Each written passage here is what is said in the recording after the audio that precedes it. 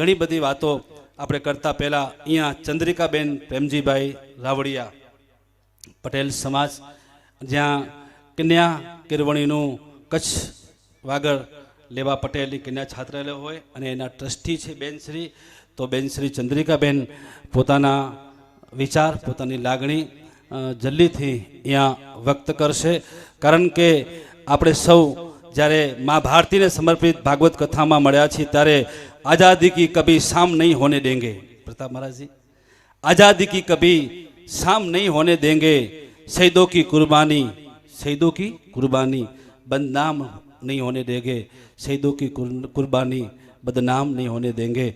तो आओ આપણે સૌ સમર્પિત રાષ્ટ્રભક્તિને વરેલી કથામાં દિવસા દિવસે વધારે સહયોગ આપીએ, દિવસા દિવસે વધારે હાજરી આપીએ. અને હવે હું વિનંતી કરીશ બેન શ્રી ચંદ્રિકાબેનને તેઓ પધારે અને પોતાની લાગણી, પોતાની ઉર્મિઓ, પોતાના વિચારો વ્યક્ત કરે. ચંદ્રિકાબેન પટેલ.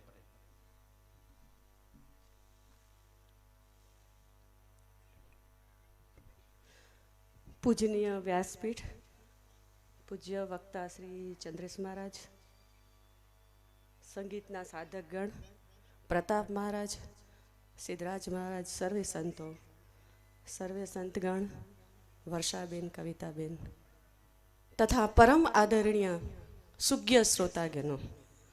પરમ આદરણીય એટલા માટે કે આજે તમારા જેવા સુજ્ઞ શ્રોતાગણો મળવા બહુ જ મુશ્કેલ છે, એટલે મારી માટે પરમ આદરણીય છે. સૌને મારા ખૂબ ખૂબ નરમ નમ્ર પ્રણામ.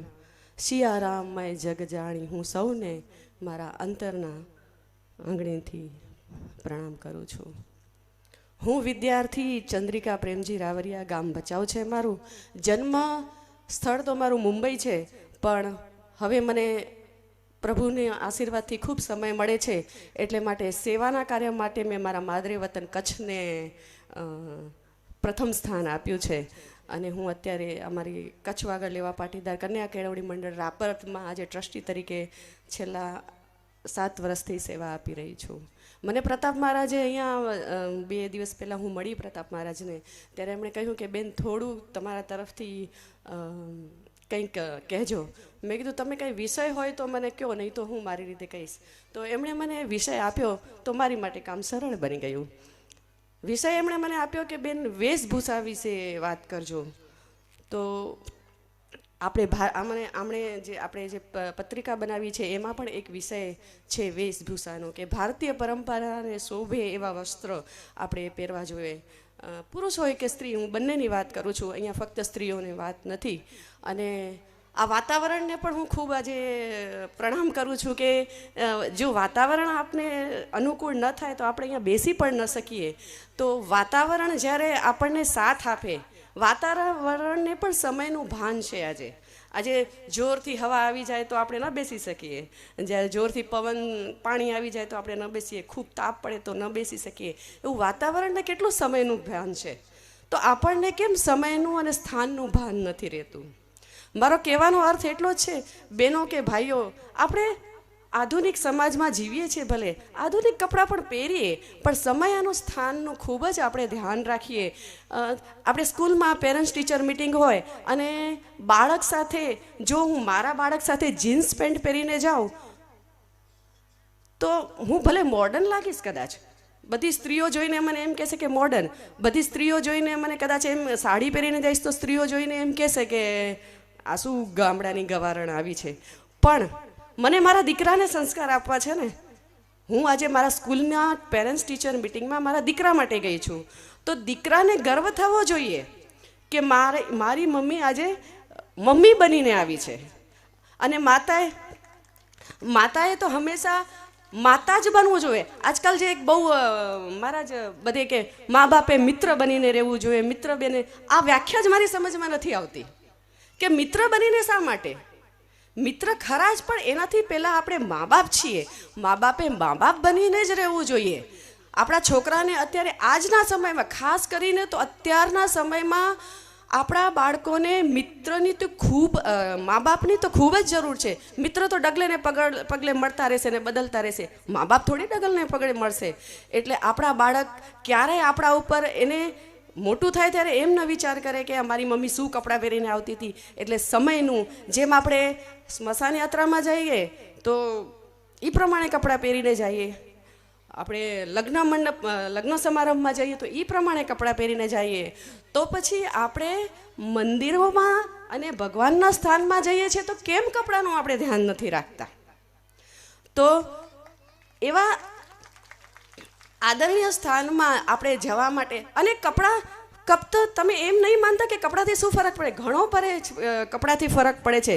તમે જેવા કપડાં પહેરશો ને તમારી ભાવના એવી જ થતી જશે ત્યારે ને ત્યારે. તમે અનુભવ કરજો. કારણ કે તમે આજે સુતરાઉ કપડાં પહેરીને મંદિરમાં જશો તો ખૂબ જ સારી તમારી ભાવના થશે. આજે તમે એ પ્રકારના કપડાં પહેરશો તો તમારું ધ્યાન એ પ્રકારનું રહેશે. એટલે તમે ક્યારે પણ સમયાનું સ્થાનનું ધ્યાન રાખીને કપડાં પહેરો તો બહુ જ આજના જમાનામાં જરૂર છે. આ થઈ મને પ્રતાપ મહારાજે જે વિષય કીધો એના વિશે મેં થોડી વાત કરી. બીજી હું થોડીક આજે ચંદ્રેશ મહારાજે વાત કરી કે ભક્તિનું કાર્ય શું. તો મારો પ્રિય, મેં તમને મારી ઓળખાણ વિદ્યાર્થી ચંદ્રિકાબેન પ્રેમજી રાવરિયા તરીકે આપી. આજે 50 વર્ષની ઉંમરે હું વિદ્યાર્થી એટલા માટે કહી છું કે હું સતત શીખી રહી છું. અને મારો પ્રિય વિષય રામચરિતમાનસ છે. તો રામચરિતમાનસમાં તમને ખ્યાલ હશે કે રામ લંકાથી બધું લડાઈ કરીને પ્લેનમાં બેસીને, વિમાનમાં બેસીને જ્યારે અયોધ્યામાં આવ્યા ત્યારે આપણી જેમ આ પ્રજાજનો બેઠા હતા, આપણા જેવા જ હતા બધા. અને અત્યારે બી એ જ સમય છે. શું કરવું શું ન કરવું લોકોને અત્યારે ખબર જ નથી.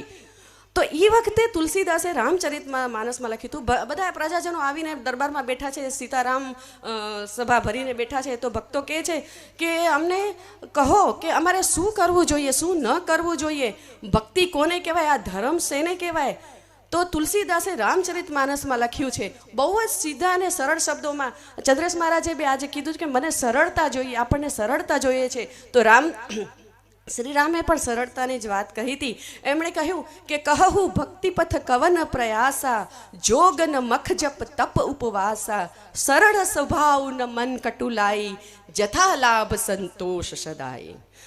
મને રામચરિતમાનસમાં ચંદ્રેશ મહારાજ આ એક વાક્ય મારા દિલમાં ઉતરી ગયું છે કે ભક્તિ કરવાની બીજી કઈ વ્યાખ્યા હોઈ શકે?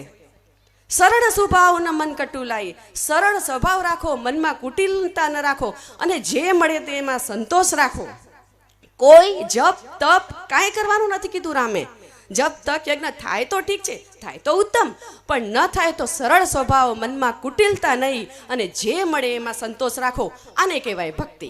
આ રામે કીધું છે, મેં નથી કીધું, અને જે મારા મનમાં ઉતર્યું છે. તો આને કહેવાય ભક્તિ. અને સરળ સંતોષ રાખવાનો અર્થ એ જ એટલા પૂરતો જ નથી કે સંતોષ રાખી તો પછી જીવનમાં આગળ કેમ વધીએ. સંતોષ રાખીને આપણે કર્મ તો કરવાના છે, કારણ કે કર્મ પ્રધાન જગ રચી રાખા. તો કર્મ પ્રધાન જગ છે એટલે કર્મ તો કરવું જ પડશે. આ સરળ સ્વભાવ કરીને બેસી જઈશ તો નહીં ચાલે. કર્મ તો કરવું જ પડશે. એટલે તમે કર્મ કરો તો આગળ વધશો, પણ કર્મ કરતાં કરતાં મનમાં તો સંતોષ કે જે મારી પાસે છે એ ઉત્તમ છે, જે મારી પાસે છે એ સરસ છે, એમ કરીને તમે કર્મ કરતા રહો. આજે હું છેલ્લી મારી વાત એ જ કહીશ કે પ્રતાપભાઈએ આજે મને ઘરે તો નહોતું મળ્યું પણ મેં મેળવ્યું છે. આ જે કાર્ડ બનાવ્યું છે આ આમાં સાક્ષાત ભાગવત આની અંદર સમાઈ ગઈ છે. જો આપણે આને ધ્યાનથી ને વાંચીએ ને તો આમાં સાક્ષાત ભાગવત છે, સાક્ષાત રામચરિતમાનસ છે, બધા ગ્રંથ આની અંદર આવી ગયા છે. આની વાત હું એટલા માટે છેલ્લે કહીશ કે આપણે રાષ્ટ્રભાવ માટે એક અનોખા વિચાર સાથે પ્રતાપ મહારાજે આ કથા કહી છે. તો એના માટે હું આ થોડુંક વાંચી જઈશ, બહુ ઝડપથી વાંચી જઈશ. અને રાષ્ટ્ર નિર્માણ માટે જ્યારે કથા હોય ત્યારે હું આ વાંચું નહીં તો મનમાં એમ થાય કે કંઈક અધૂરું રહી ગયું. અને પૂજ્ય ચંદ્રેશ મહારાજે બી કીધું કે આપણી પાસે ફક્ત એમણે સમજણ માંગી છે, તો સમજણ તો આની અંદર લખી છે. પ્લીઝ જેની પાસે બી આ હોય એ ખરેખર રોજ સાચવી રાખે. હું તો કહું છું ભગવાનના મંદિરમાં સાચવી રાખે. આ જ સાક્ષાત મારી માટે તો ભાગવત કથા છે.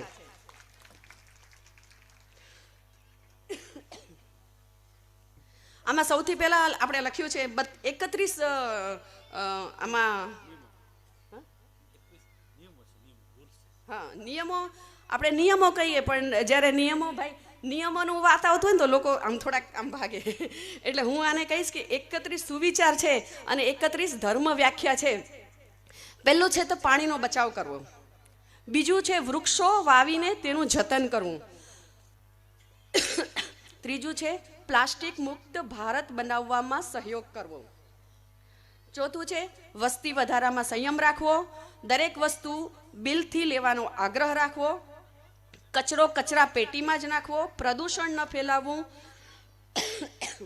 ભ્રષ્ટાચાર ન ફેલાવવું, ભ્રષ્ટાચાર કરવું નહીં, વીજળી જરૂરિયાત મુજબ વાપરવી, જીઈબીની લાઇટની ચોરી ન કરવી, સરકારી વસ્તુને ક્યારેય નુકસાન નહીં પહોંચાડવું, કાયદા કાનૂનનું ચુસ્તપણે પાલન કરવું, ભોજનનો બગાડ ન કરવો, સફાઈ રાખવી અને અન્ય પ્રેરણા અપાવવી, ગાયનું દૂધ પીવું, વન્ય પ્રાણીઓની રક્ષા કરવી, પશુ પક્ષીઓનું વિશેષ જતન કરવું, પ્રવાસ માટે ભારતીય સ્થાનોને મહત્વ આપવું.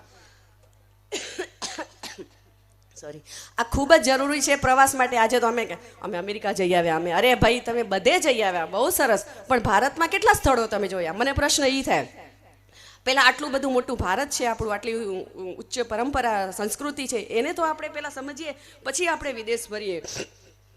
પ્રવાસ માટે ભારતીય સ્થાનોને મહત્વ આપવું, સ્વદેશી વસ્તુનો ઉપયોગ કરવો, સોલાર લાઇટનો ઉપયોગ કરવો, દેશના સૈનિકો તથા કિસાનોને આદર આપવો. કિસાનો એટલે ખેડૂત. દેશના સૈનિકોને આદર આપવો, જરૂરિયાત ન હોય તેમણે સરકારી સબસિડીનો સ્વયંભૂ ત્યાગ કરવો, ટેક્સ ફાઇલ અવશ્ય બનાવવી અને ટેક્સ ભરવો, ભારતીય પરંપરાને શોભે તેવા વસ્ત્ર પહેરવા, સર્વ ધર્મને આદર આપવો, પોતાના ગામમાં બાળક ભણે અભણ ન રહે તેની કાળજી રાખવી, પુત્ર તથા પુત્રીમાં ભેદ ન રાખવો, મહિલાઓ તેમજ વડીલોને આદર આપવો, મતદાન ફરજિયાત કરવું, સત્ય સનાતન ધર્મનું પાલન કરવું અને સ્વતંત્ર દિવસ તેમ ગણતંત્ર દિવસે ધ્વજવંદન અવશ્ય કરવું. મારી માટે આ જ બધા શાસ્ત્રો છે, આપણે સમજીએ તો. કારણ કે શાસ્ત્રો તો જ્યારે સમજણ આવશે ત્યારે આવશે, બાકી ભક્તિ તો કરી શકીએ, રામ નામ તો આપણે લઈ જ શકીએ, પણ આ તો આપણે આપણા રોજ યાદ કરશું તો આપણને ધીરે ધીરે એક એક વસ્તુ બેસતી જશે. બસ છેલ્લે હું ફરીથી જ એ જ વસ્તુ યાદ કરાવીને અહીંયા હું મારી વાણીને વિરામ આપીશ કે વસ્ત્રોનો આપણે ખૂબ ખૂબ ધ્યાન રાખીએ, સમય તથા સ્થાનને અનુરૂપ આપણે વસ્ત્રો ધારણ કરીએ તો આપણને પણ બહુ જ મજા આવશે.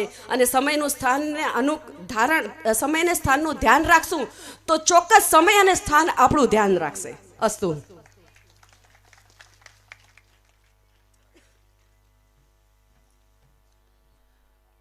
ધન્યવાદ ચંદ્રિકાબેન. ચંદ્રિકાબેન બહુ સુંદર વાત કરી. આખી વાતનો મર્મ તો એ જ છે કે નારી તું નારાયણી, નારી રતનજી ખાણ, નારી સે નર નિપજે.